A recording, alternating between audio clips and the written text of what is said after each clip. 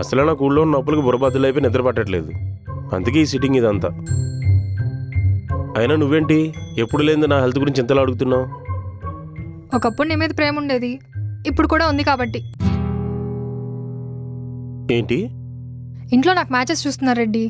ఈ టైంలో నీ డెసిషన్ నాకు చాలా ఇంపార్టెంట్.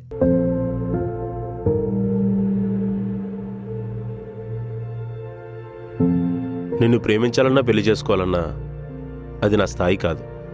ఇప్పుడున్న బాధ్యతలకి అది జరగదు.